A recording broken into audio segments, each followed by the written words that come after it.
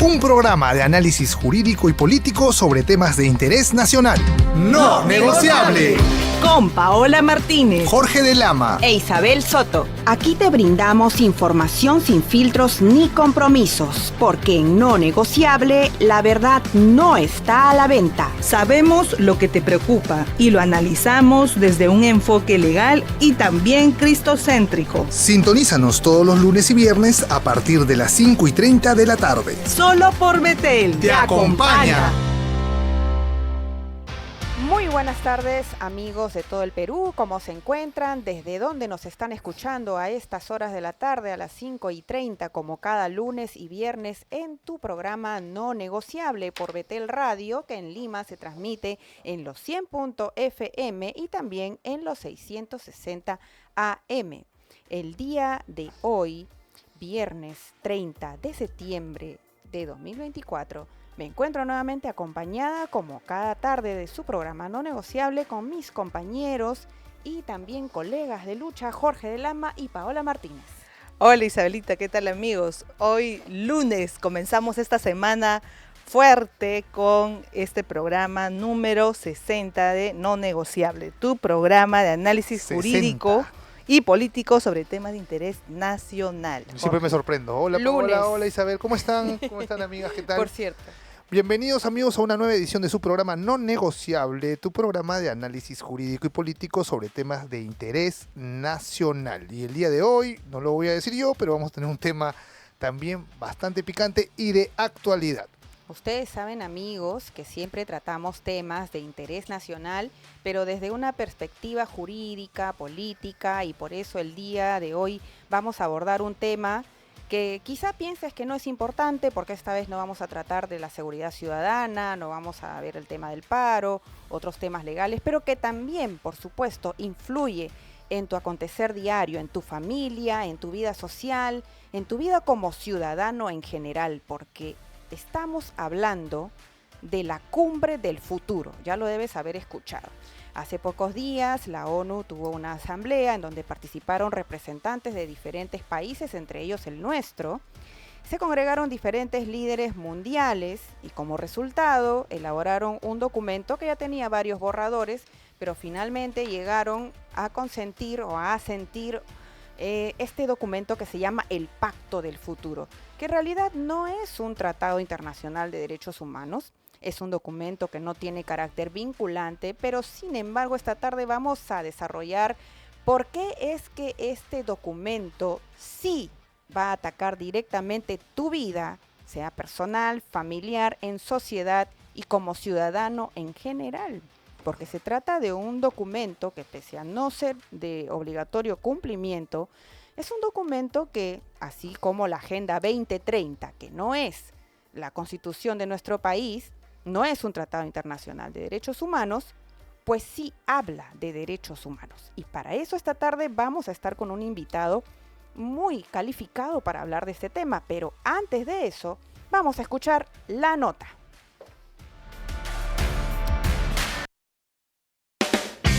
La nota en No Negociable.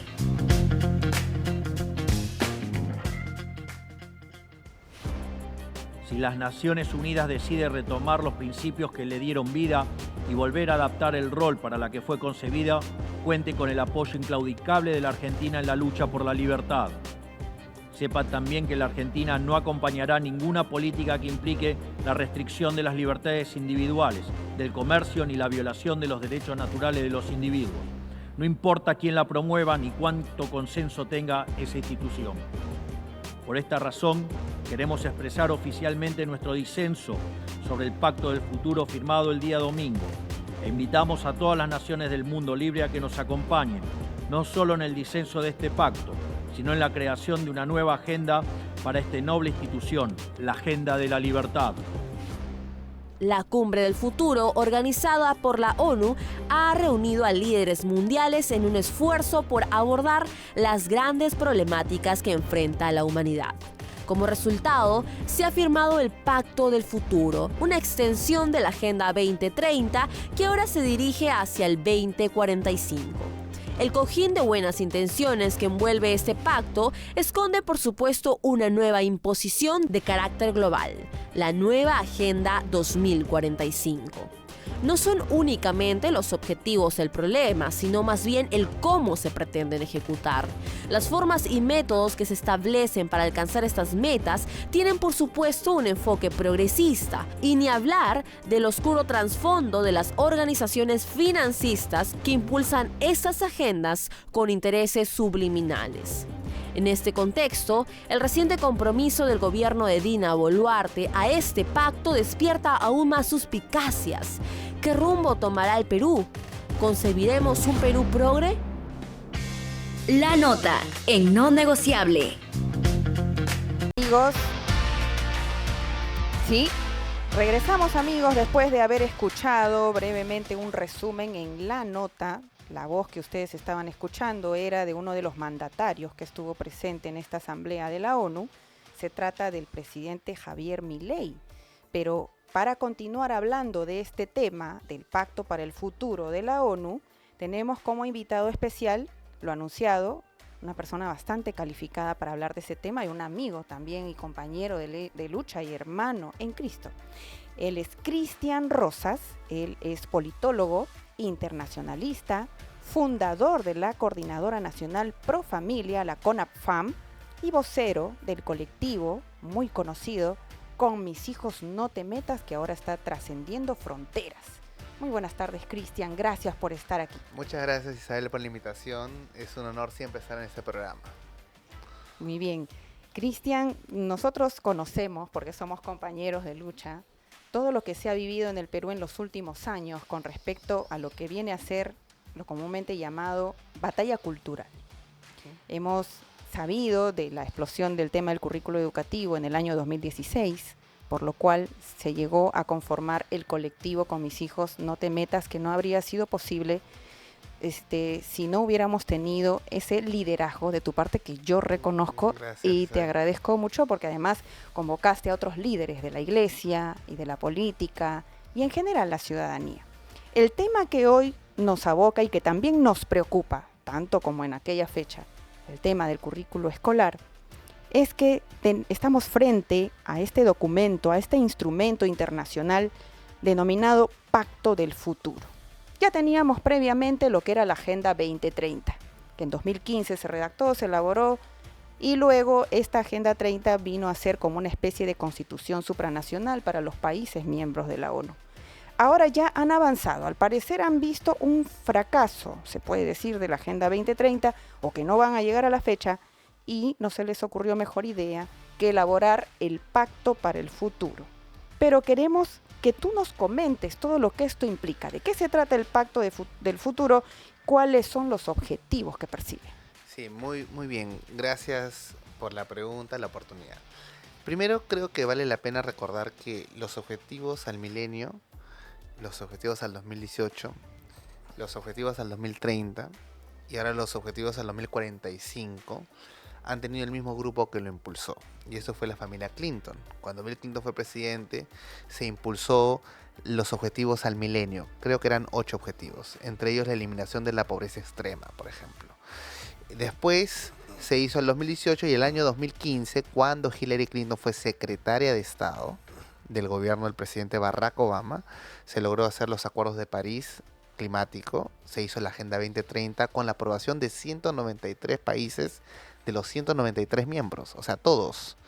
Ahora la extensión al 2045 ha sido aprobado por 143 países, o sea, 50 países menos no han aprobado, y lo cual representa que hay un compromiso menor al del 2015. Pero, ¿qué es lo que busca realmente los objetivos de desarrollo sostenible y ahora la extensión de esos objetivos al 2045? Es inducir a las naciones al desarrollo dentro de causas comunes que en la práctica encapsulan una interpretación ideológica muy particular. Por ejemplo, se habla de la igualdad de género en vez de la igualdad de oportunidades, ¿no? Y el género en sí es un término ideológico, no es una palabra que escribe una realidad, que entró en la Convención del Cairo y la Convención de Beijing justo en la época del gobierno de Bill Clinton. y que se insertó en el plano internacional en los objetivos cuando Hillary Clinton fue secretaria de Estado. Ahora, la diferencia de los objetivos del milenio, el 2008 y ahora el 2030, que estamos aún en vigencia, es que se hizo una crítica de una de las razones por la cual se creyó que fallaron era porque no se involucraron a dos actores. El primero, las religiones. Y el segundo, la empresa privada. Entonces, lo que distingue los objetivos al milenio, al 2008, de los objetivos al 2030, es que Hillary Clinton mencionó que era imperativo el involucramiento de las religiones. Por eso es que hicieron el Concilio Mundial de las Religiones y las entidades que representaban oficialmente, incluido el Perú, el CONEP, la Conferencia Episcopal, UNICEF, fueron invitados en más de una ocasión, y al igual que el Vaticano y demás, a suscribir el compromiso de impulsar los Objetivos de Desarrollo Sostenible al 2030. Se hizo acá en el gobierno de Humala, en el Palacio, 2-3 veces, y eso fue una gran distinción entre los objetivos previos a los objetivos 2030. Y el segundo fue que se decidió involucrar de forma imperativa a la empresa privada. Por esa razón es que en el mes de junio, que es el mes del orgullo LGTBI, las empresas del Fortune 500, que son las 500 empresas más adineradas de Estados Unidos o del mundo, todas ponen la bandera LGTBI. ¿Por qué? Porque es parte del acuerdo. O sea, el acuerdo de los Objetivos de Desarrollo Sostenible al 2030 involucra no solamente Estados, naciones, sino empresa privada y religiones del mundo entero. Eso fue muy polémico porque Hillary Clinton mencionó en su época que ninguna religión podía estar ajena, ni en contra, ni por encima de esos objetivos. Que todos tenían que suscribirlo y de alguna forma el Vaticano le siguió la corriente y las entidades cristianas evangélicas también. Y eso lo hemos visto inclusive también acá en Perú, en el plano nacional. Eso sucedió el año 2015, me parece, el Ahí se lanzamiento aprobó. de la Agenda 2030, en donde Exacto. participaron entidades Ciento- eclesiásticas Sí, no, en la reforma fue que se colocaba Se que era coloque. imperativo que la participen. participación para no repetir el fracaso de los objetivos al milenio o el 2008 y también de la empresa privada.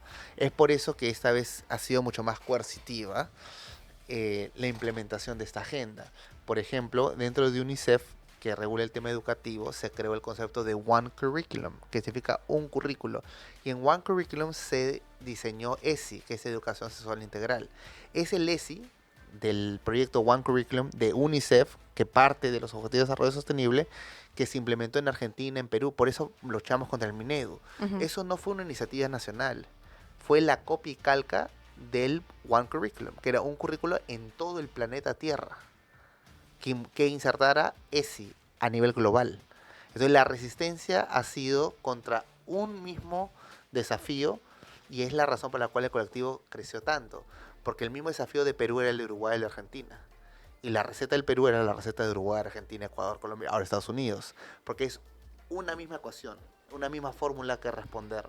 Que el Perú encontró la respuesta y esa fórmula, esa respuesta le hemos trasladado a otras naciones, esa receta. Esa es la razón del éxito. ¿Cuál es la diferencia entre la Agenda 2030 y el Pacto para el Futuro? Uno, que tiene menos potencia, solamente son 143 países comprometidos. Segundo, que se ha hecho una evaluación interna y se considera que solo el 17% de la Agenda 2030 se ha cumplido hasta la fecha. Y se estima que para cumplirlo se requiere 4.000 millones de dólares al año. Y no existen los fondos para lograrlo. Y la verdad es que no existe un secretario de Estado actual, o sea, Blinken, a pesar que es secretario de Estado de Joe Biden, tiene un compromiso ideológico casi nulo a comparación de Hillary Clinton. Pues. Hillary Clinton, que es la que impulsa e inserta el término de género en el plano internacional, la que lo inserta en el Cairo, en Beijing, la que crea los Objetivos de Desarrollo Sostenible 2030, ya no está en el poder. Entonces, felizmente, la única forma que esto afecta es que pretende extender, como una adenda, del 2030 al 2045. Ahí está el peligro, obviamente. Claro. Cristian,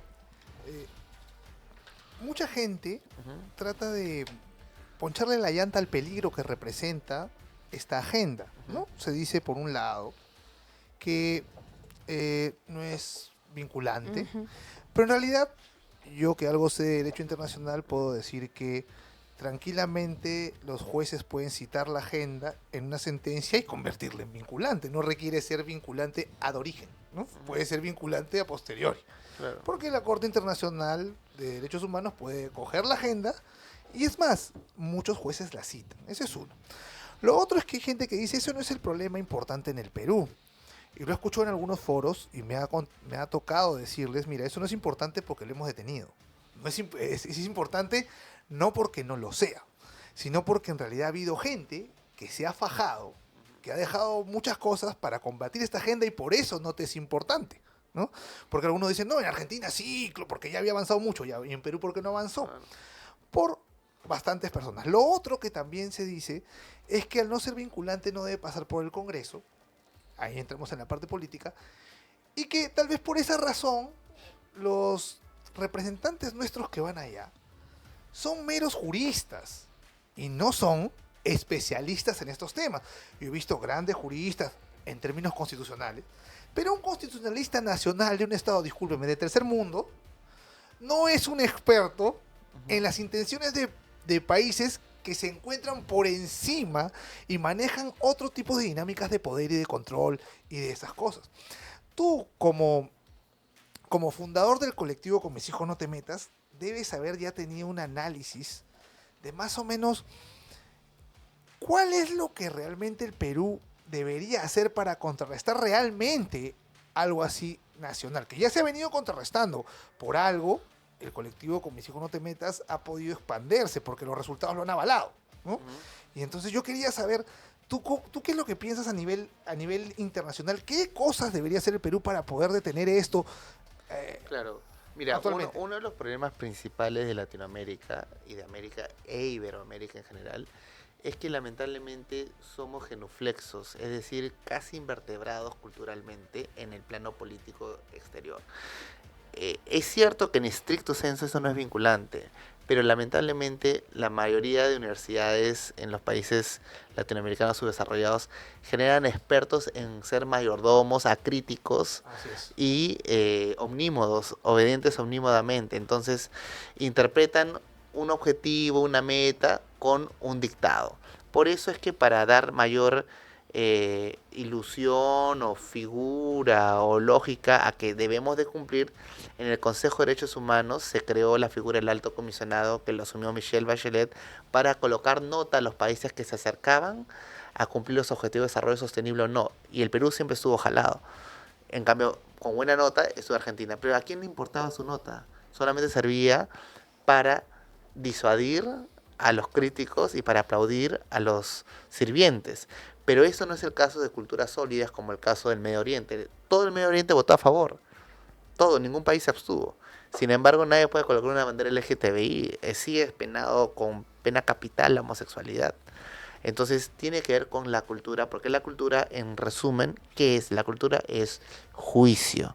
Entonces, para tener el buen juicio en una nación, para que una cultura sostenga un buen juicio, necesita tener una base sólida moral. Y esa base sólida moral solo lo puedes ejercer, solo lo puedes defender mediante el ejercicio.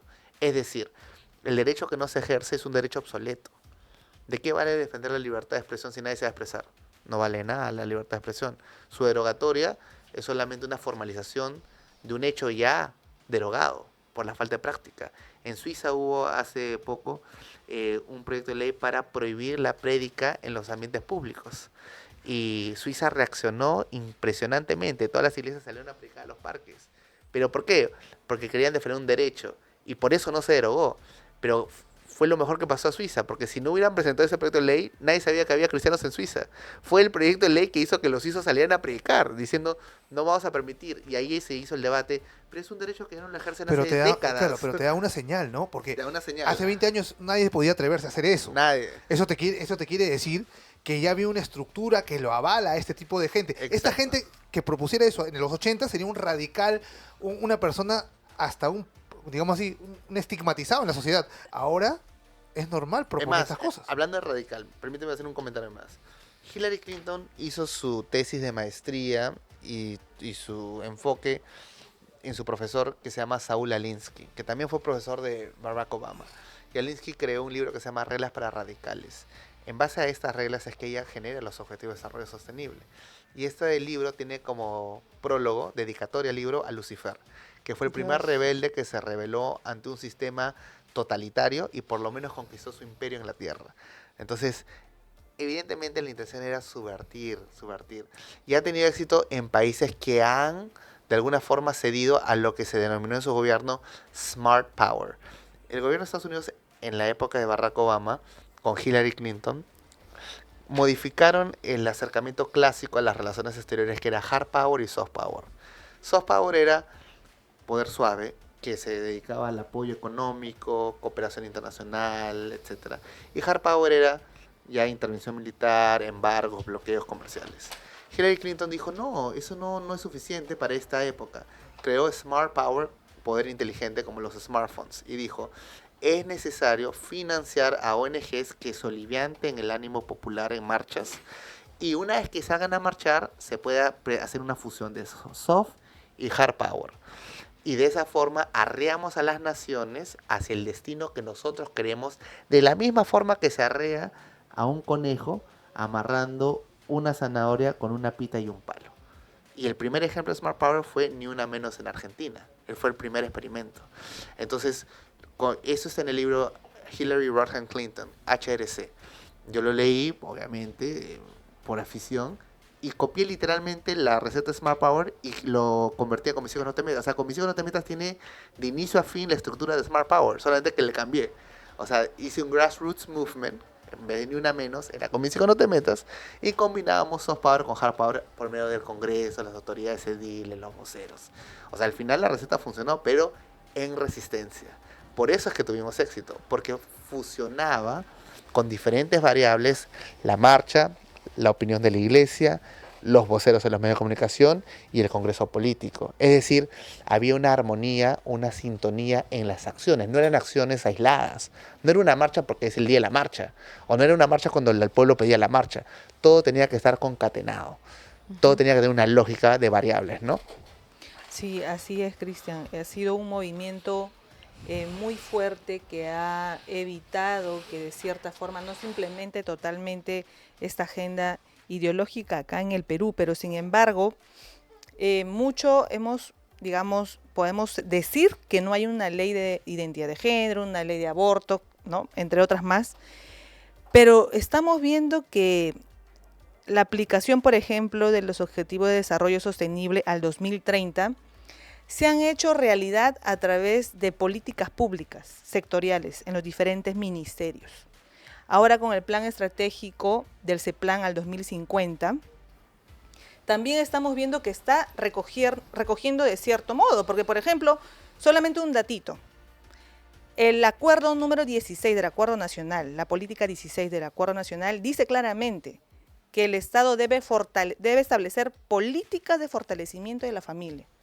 Y nosotros revisamos en todo el aparato estatal, en CEPLAN, la base de datos de políticas nacionales, no hay ninguna política en la actualidad de fortalecimiento a la familia.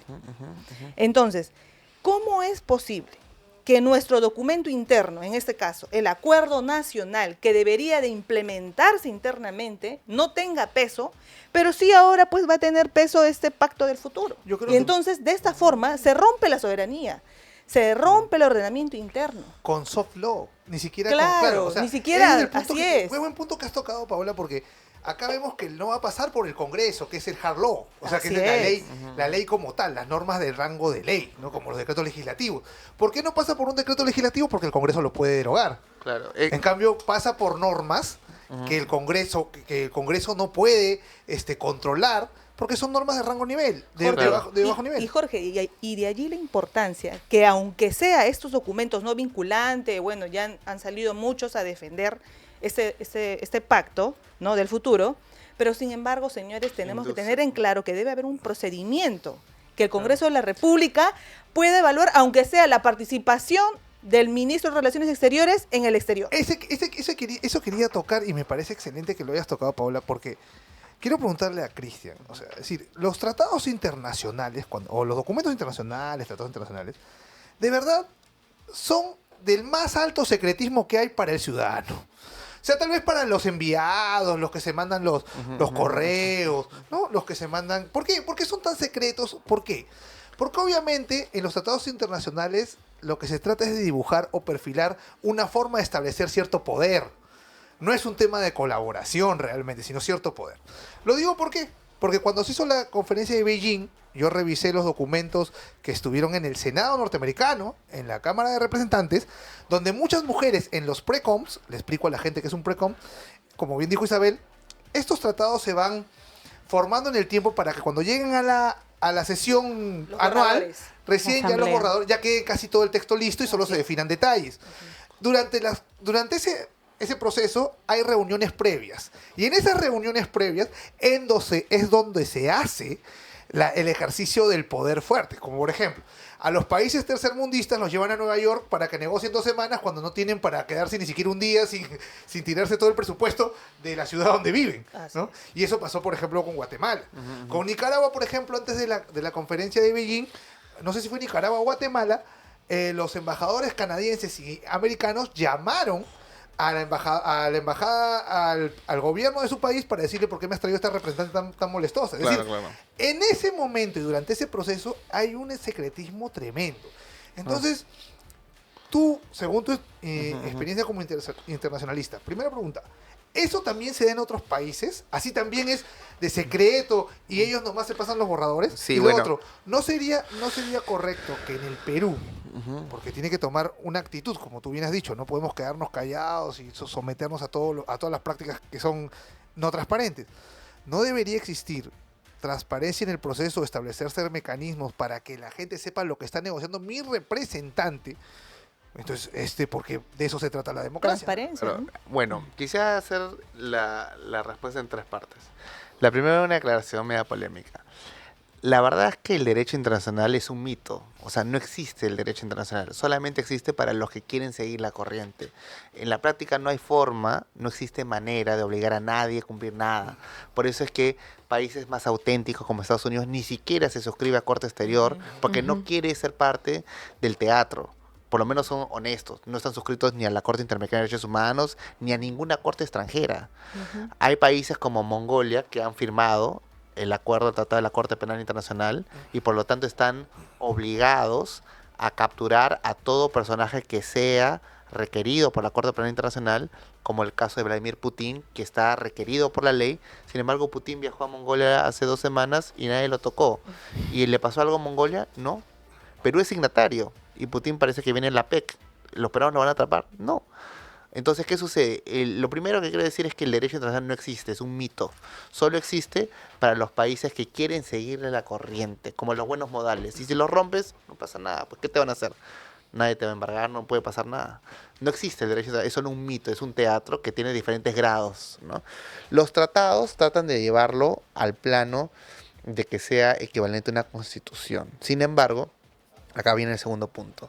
La creación de la Liga de las Naciones y de las Naciones Unidas, que son los 2 organismos o órdenes mundiales de este siglo y del siglo pasado, se fundamentaron en un opúsculo, un pequeño libro de este filósofo Immanuel Kant, en un libro que se llama Paz Perpetua, donde enumera 8 principios para la creación de la sociedad de naciones.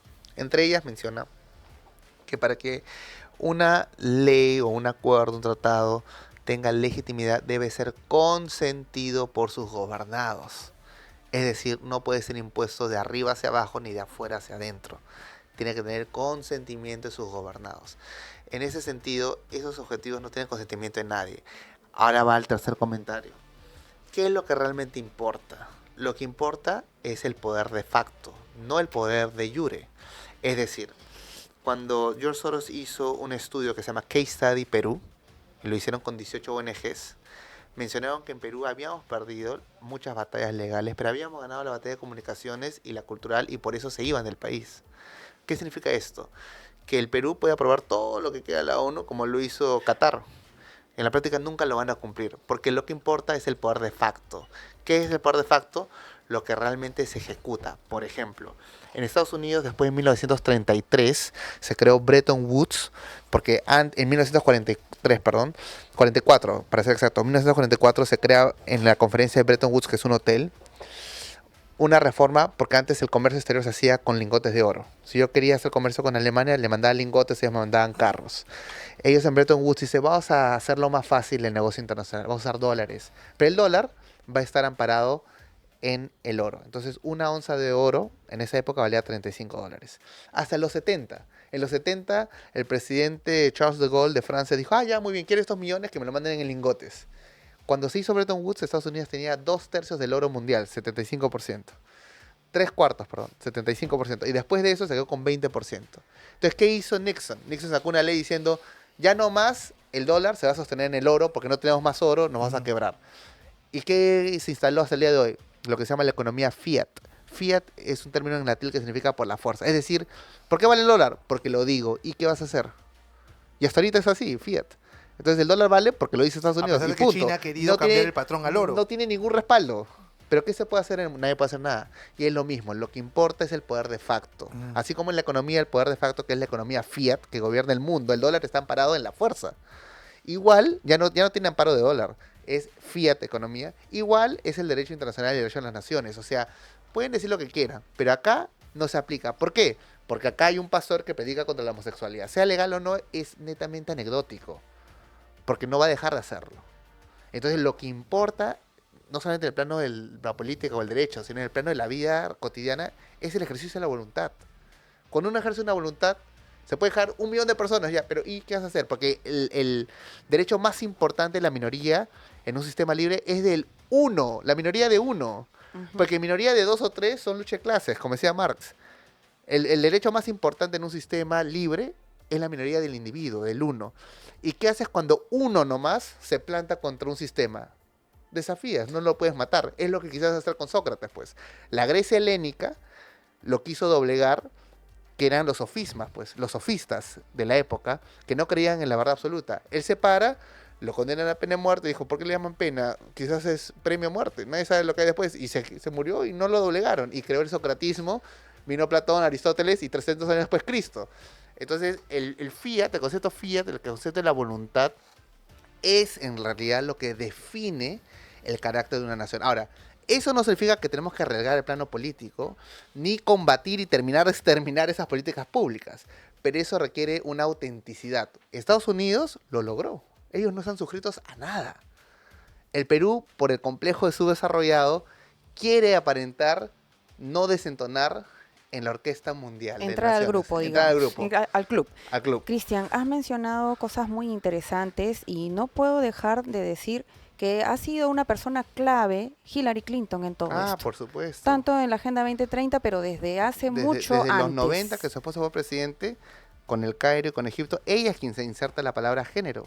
Antes no existía género en ningún tratado. Interesante saber eso. Claro. Ahora, para complementar lo que decían mis compañeros, no solamente está lo que informa el CEPLAN o estos informes voluntarios que se hacen periódicamente ante la ONU, sino que además, si uno entra a leer la página de la ONU Perú, en donde están colgados estos informes periódicos, estos informes no se sujetan ni a la Constitución, ni a la Convención Americana o la Declaración Universal de Derechos Humanos. Uno puede entrar, amigos, ustedes pueden entrar a la página de ONU Perú, descargar el último reporte que dio el Perú ante la ONU y van a encontrar comunidad LGTB, van a encontrar ESI, Educación Sexual Integral, van a encontrar muchos de esos términos ideológicos. Ahora, decirte de que ha sido, digamos, en la parte mala, porque no podría decir buena, Hillary Clinton, una genia, digamos, un genio en el tema de armar estas ONGs, porque Dios bendito, hasta el día de hoy sentimos que no importa quién sea el presidente, las ONGs continúan despachando con el presidente de turno, y como están, digamos, agolpadas en el Minedu, en el Ministerio de la Mujer y en diferentes ministerios, y se puede decir que un punto de inflexión bastante importante fue con el gobierno de Humala, ¿cierto? Tú me desmentirás. Están allí copando los ministerios, copando las instituciones públicas en un poder que yo diría que sí, pues es como tal lo dices, de facto. Lo que pasa es que lamentablemente nuestro país, nuestra república, tiene fraccionado su estructura de poder. Es decir, en Estados Unidos el fiscal es nombrado por el presidente. Pues. Sería inconcebible que el presidente sea investigado o menos aún acusado durante su mandato, porque el presidente personifica a la nación, no solamente el gobierno, el Estado. El caso del Perú es igual que Alemania, es igual que Estados Unidos. El presidente personifica el Estado y es jefe de gobierno. En cambio en España no, en España el presidente es solo de gobierno, no personifica el Estado. El rey personifica el Estado. Entonces, ¿qué sucede? Nosotros acá tenemos feudos, no tenemos una constitución jerárquica. O sea, una cosa autónoma es el Ministerio Público que gobierna y tiene tanto poder como el Ejecutivo, otra cosa es el Congreso. Entonces, en este fraccionamiento de poder, el Perú nunca va a salir, pues. Porque cada ONG se va a encargar de tenerlos siempre divididos. La única forma que una nación prospere es que el poder realmente sea estructurado y tenga una lógica de fluidez. ¿Por qué? Porque la pregunta es, como lo mencioné en el programa de Fabricio hace poco, que me preguntaba, ¿y la democracia? Y dije, mira, si tú lees en la primera página nomás del el manifiesto comunista, dice, la democracia es el camino al socialismo y el socialismo es el camino al comunismo. Es decir, los marxistas no ven la democracia como un fin, sino solo como un medio de realización. Y la democracia de alguna forma sirve para equilibrar, pero debemos entender que del otro lado no lo ven como fin, lo ven solo como un peldaño. Entonces, ¿cómo nuestro país va a estar tan convulsionado que un presidente que personifica el Estado tiene que preocuparse en defenderse? Si para eso nosotros hemos recogido en nuestra Constitución el artículo que el presidente no tiene responsabilidad política, inspirados en un artículo y un hecho histórico de Inglaterra, cuando el rey se confundió y el premier dijo, no, es mi culpa, y no lo decapitaron al rey, lo decapitaron al premier. Y de ahí nace el concepto jurídico que se llama The King Cannot Be Wrong. Y hasta ahora existe. O sea, cuando se agarra una empresa, por ejemplo, en Wall Street, que tiene lavado de activos, pero tiene acciones de la corona, eso no se puede incautar, porque el rey no puede estar equivocado. O sea, el Estado, el rey, en el caso del Perú, el presidente, personifica el Estado. El Estado no puede estar bajo investigación de una entidad inferior hasta que cumple el mandato.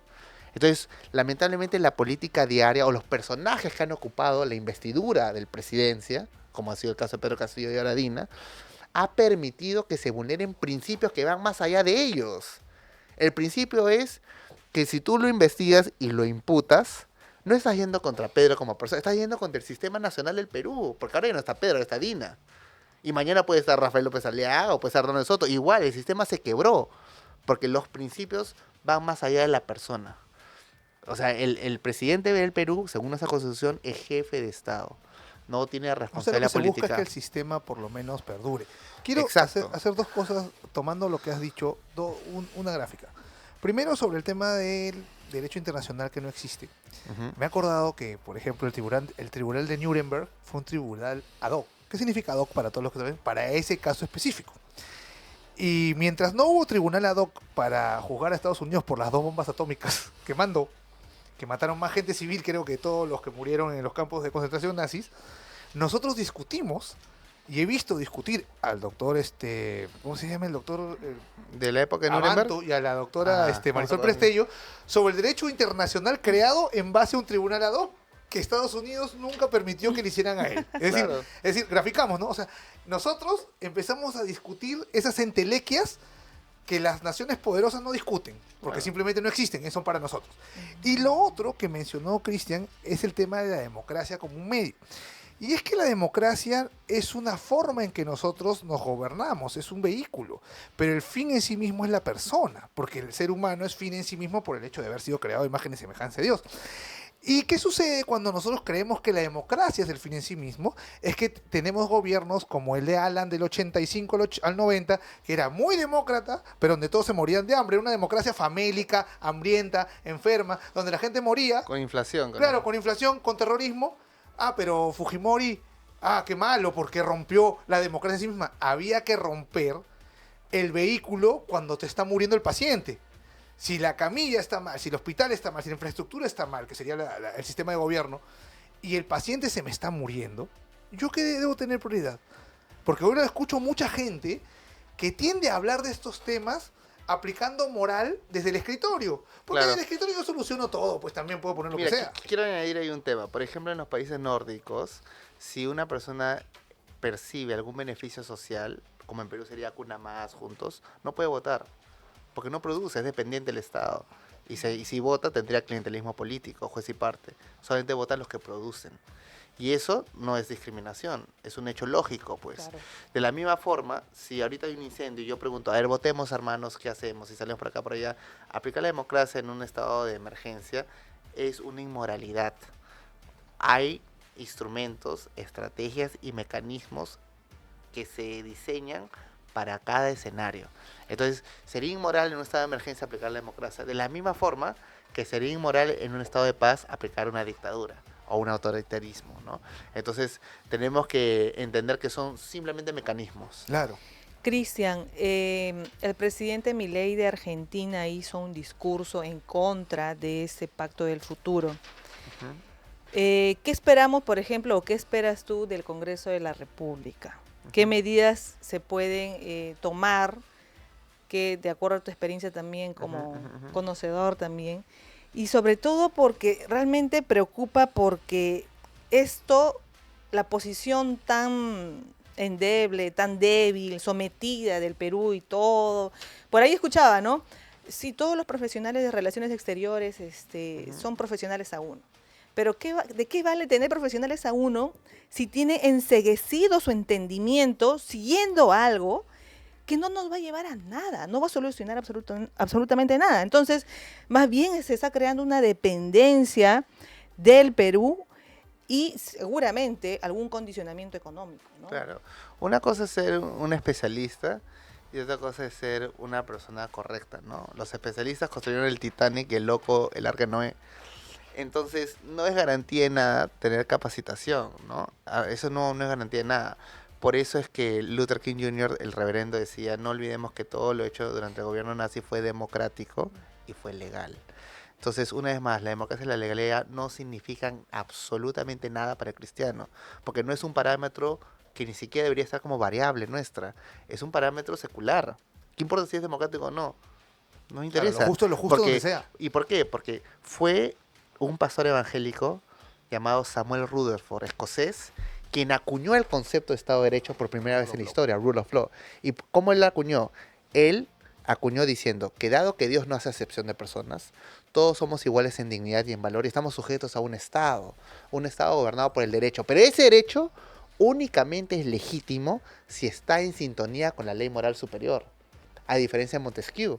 Montesquieu decía, la ley no es ley porque sea ley, sino es porque hecho por los hombres, para los hombres y por los hombres. O sea, la última fuente de legitimidad es la voluntad popular. En cambio, Rutherford dice, no, el Estado de Derecho es legítimo si está en sintonía con Dios, aun si la voluntad popular está en contra.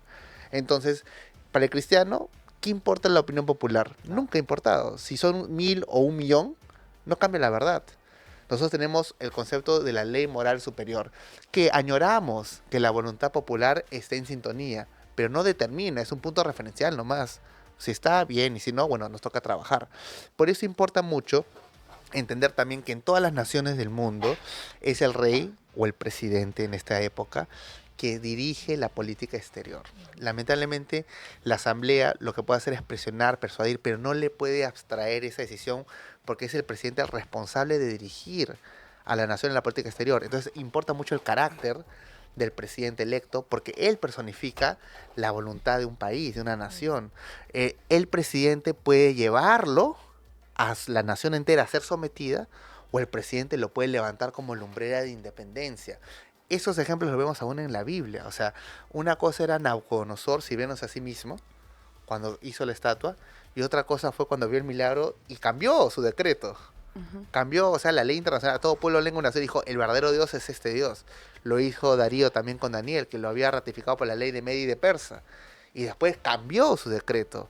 Entonces, los cambios de derecho internacional se pueden dar en base a qué, no a lo que uno piensa o lo que el conjunto piensa. El rey Darío se dejó llevar por 2 de los 3 consejeros y los 120 sátrapas. Él fue demócrata.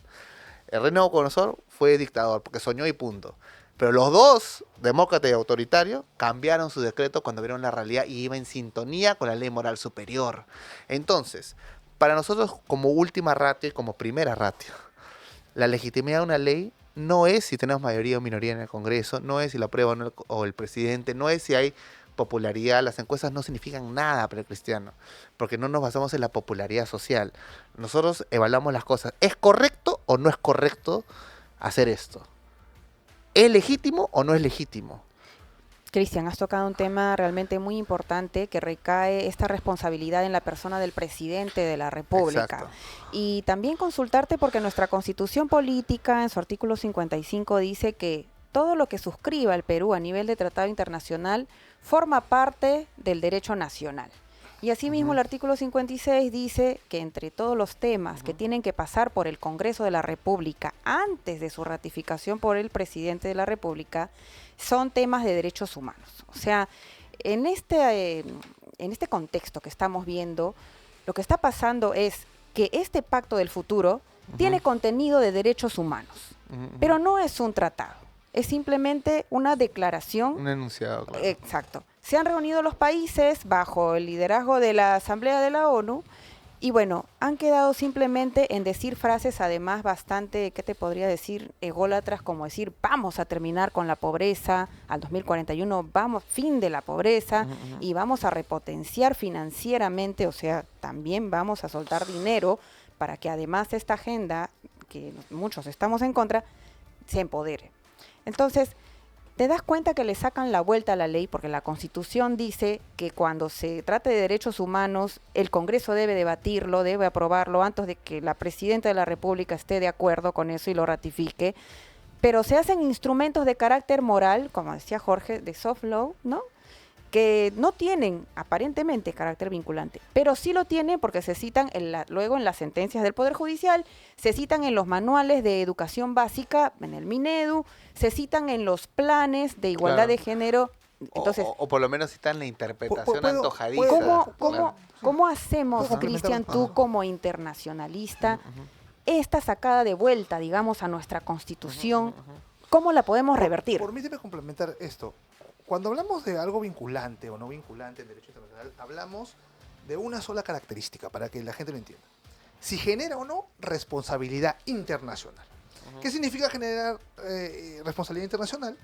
Es la obligación de tú resarcir o reparar un daño por haber roto un pacto. Bueno, claro. Si no genera eso, no se considera vinculante.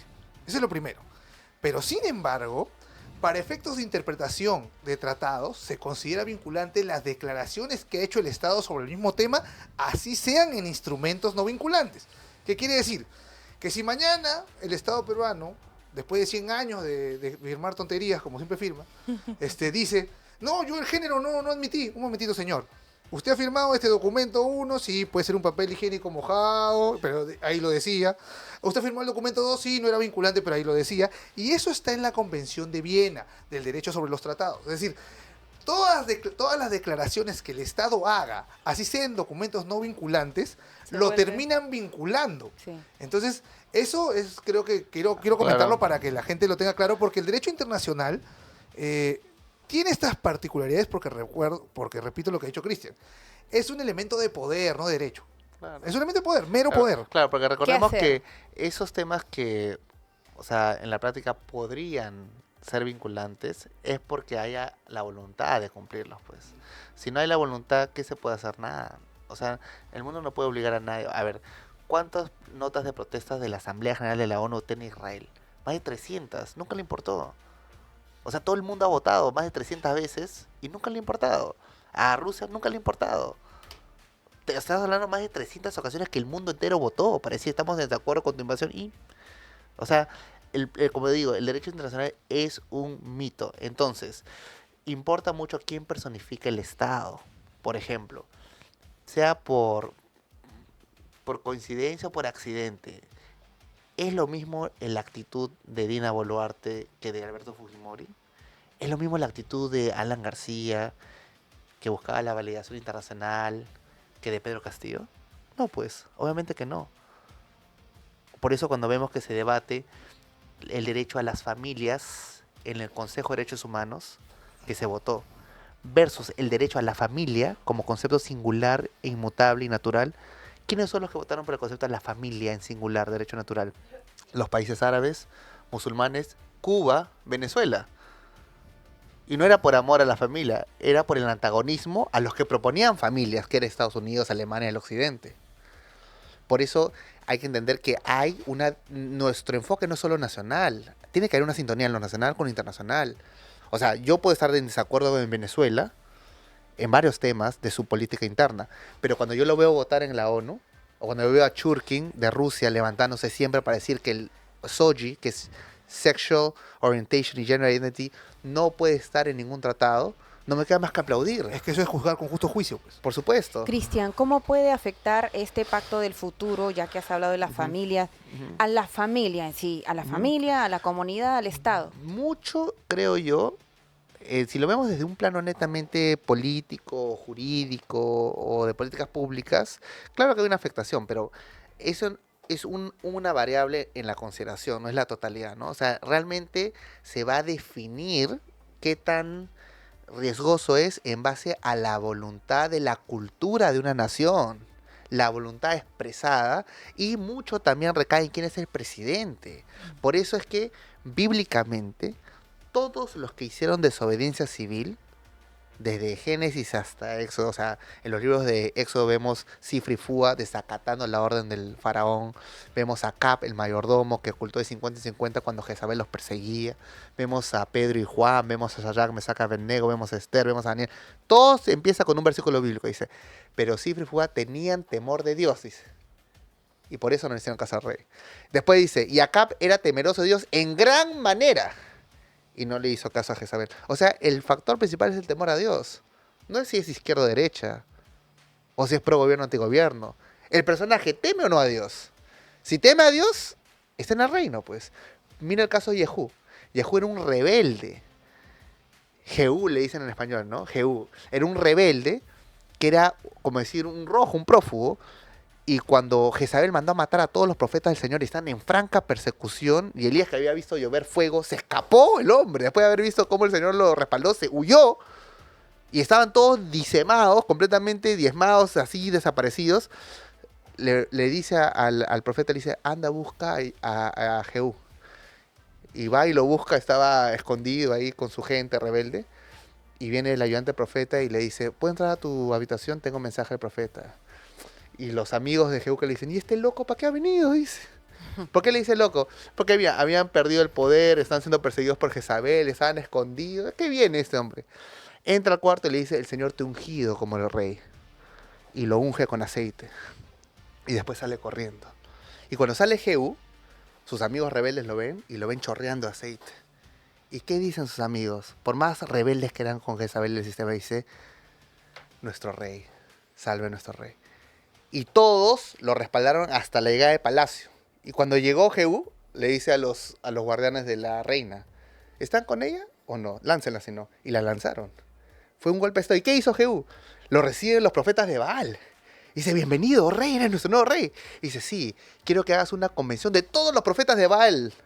Y los juntan y los mató a toditos. Entonces Dios puede instrumentalizar a alguien como Nabucodonosor, como Jehú, como Rusia, como Perú, porque el factor determinante para el cristiano no es si es rebelde o sumiso, si es izquierda, centro, derecha, es tiene o no temor a Dios. Y ahí es donde nosotros tenemos que estar en sintonía con el personaje en nuestra época. Es lo que pasó. Eso es lo difícil, ¿no? Es lo difícil. Cristian, Sí. una última pregunta. Creo que tampoco no se ha hablado en relación a ese tema sobre el pacto del futuro y las disposiciones que trae por debajo, inclusive la Agenda 2030, Claro. sobre el control y vigilancia de datos y de información. Sí, claro. O sea, Es terrible, es solamente terrible. un ejemplo para graficar esto a nuestros amigos, ¿no? O sea, Estados Unidos entregaría información importante de sus habitantes a una entidad única. Claro. Bueno, una vez intentaron con el Patriot Act en el gobierno de Bush y bueno, la población se levantó en pleno, ¿no? Pero digamos que esas intenciones de buscar control y dominio no es particular a la ONU o al Patriot Act en Estados Unidos o al Perú. Está en la condición humana. O sea, lamentablemente la condición humana busca controlar al prójimo, busca dominarlo, busca ejercer. Es nuestra naturaleza. Yo no desmerezco ni minimizo el riesgo de esta agenda. Como toda agenda es peligrosa y más aún con este tipo de contenido.